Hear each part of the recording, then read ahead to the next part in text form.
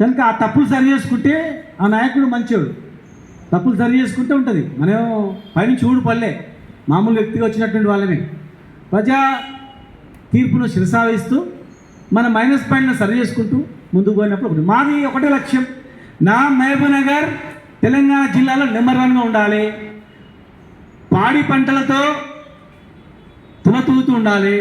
ఎటు చూసినా పచ్చదనం కనిపించాలి. పేదరికం పోలే, వలసలు పోవద్దు.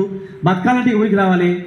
అమెరికా లాంటి కంపెనీలు వచ్చి మహబూబ్నగర్లో పెట్టాలి. పెద్ద పెద్ద కాంప్లెక్స్ ఉండాలి. ఇక్కడనే పెద్ద పెద్ద స్టార్ హోటల్స్ ఉండాలి. టూరిజం ప్లాజా అంటే దానిలో మంచి హోటల్, పేదవానికి కూడా తక్కువ ధర దొరికే రూములు, రాత్రిపూట హాస్పిటల్కి వచ్చిన వాళ్ళు 300 మంది పండుకునేటట్లు వాళ్ళందరికీ మంచి డార్మెంటరీ, వాష్రూమ్స్, పిల్లలకు మెడికల్ షాప్స్, అన్ని రకాల వసతులు, అన్ని రకాల కాన్ఫరెన్స్ అయితే కూడా హైదరాబాద్ కన్నా బ్రహ్మాండమైన కాన్ఫరెన్స్ హాల్ ఉన్నాయి మహబూబ్నగర్ పోయి మీటింగ్ పెట్టుకుందాంపా, బ్రహ్మాండంగా ఉందనేటట్టు, తక్కువ ధరగా చీప్ ఉందని చెప్పేటట్లు చేయాలని లక్ష్యం తప్ప వేరే ఏం లేదు.